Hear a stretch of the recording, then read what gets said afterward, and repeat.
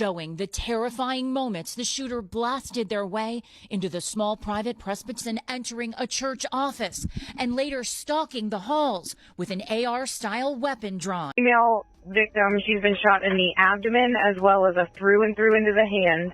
Police said the 6-year-old brought a handgun to a first-grade classroom and deliberately shot the teacher. This was not an accidental shooting. School shootings are already a major issue, but it only gets worse when the shooters barely know how to read. So, how does someone so young commit such horrific acts? So, here are 5 of the youngest school shooters in history. Starting with Kip Kinkle. Kipland Kinkle was born on August 30th, 1982, in Springfield, Oregon. From an early age, school was difficult for him. He struggled with motor skills, reading, and spelling. His parents, both teachers, noticed his difficulties and had him tested. The diagnosis was dyslexia, and school became more of a frustration than a place of learning. By middle school, Kip's behavior started to change. He became fascinated with violence, explosives, and guns. He and his friends read explosive-making manuals, stole CDs from stores, and even bought a sawed-off shotgun. His trouble with authority kept increasing. In 1997, he was arrested for throwing rocks at cars.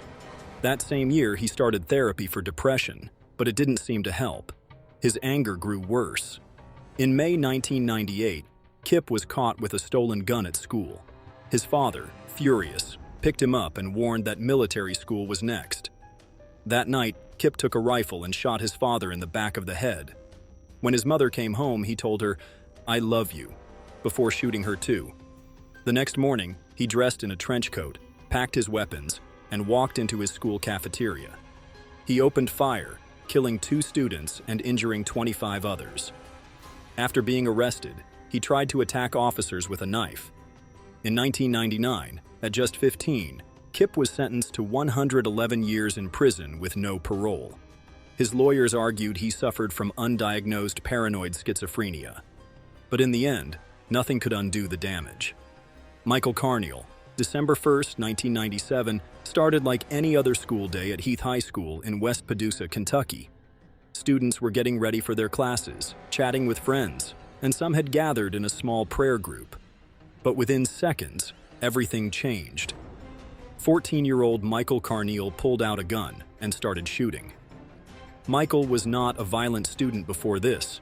He was a B- student with no major disciplinary problems. But he was struggling with loneliness, and he didn't have many friends. He often tried to fit in by bringing things to school to sell, sometimes even stealing to get attention. But his small size and weak physical strength made him a target for bullying. He was called names and mocked, which only made his feelings of isolation worse. Things got even harder when a gossip column in his middle school newspaper claimed he had feelings for another male student.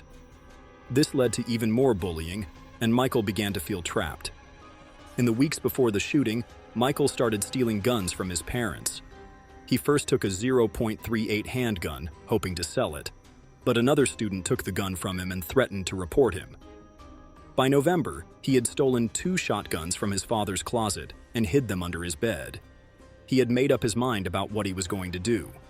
When he arrived at school, he put in earplugs and pulled out a pistol.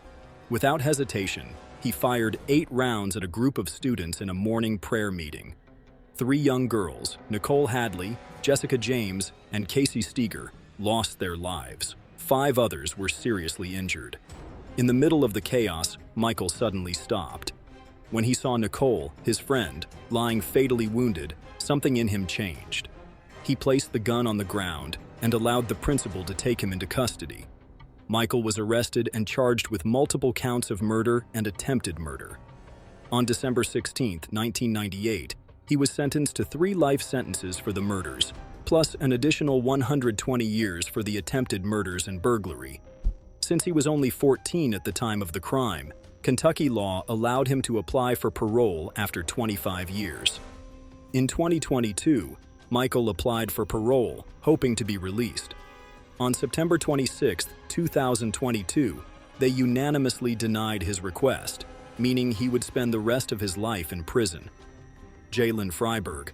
Jalen Freiberg seemed like the last person anyone would suspect of violence. He was 15, popular, a football star, and had just been crowned homecoming prince. He was part of the Tulalip Native American tribe and had a bright future.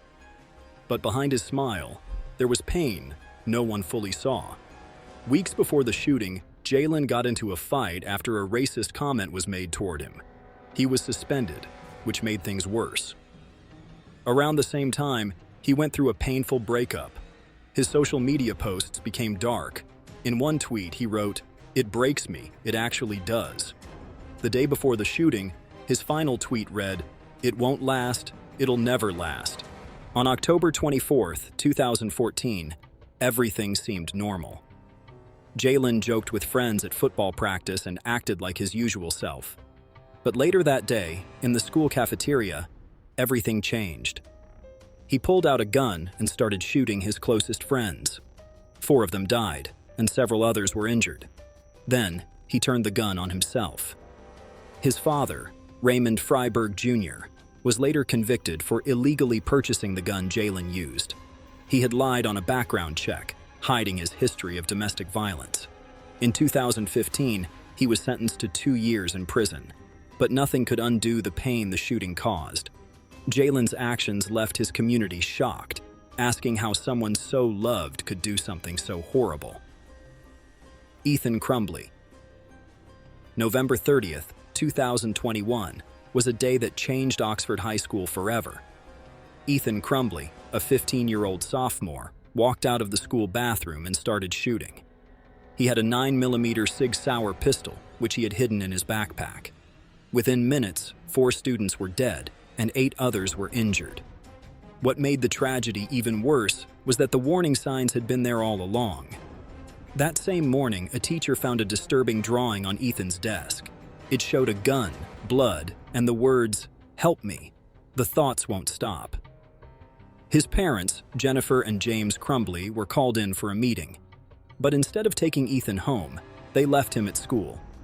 They knew about the gun they had just bought him days earlier, but they didn't check his backpack. In the weeks leading up to the shooting, Ethan's behavior had been alarming. He had texted his mom about seeing demons and ghosts. He searched for ammunition online. Instead of concern, his mom joked saying, "LOL, just don't get caught." No one stepped in to stop what was coming. After the shooting, Ethan's parents became the first in U.S. history to be charged for their role in a school shooting. They were sentenced to 15 years in prison for involuntary manslaughter. Ethan himself was given life in prison with no chance of parole. His final words in court were an apology, but for the victims' families, it was too little, too late. Now, before you leave, just don't forget to give this video a like, smash that subscribe button, and also ring that notification bell for more upcoming uploads.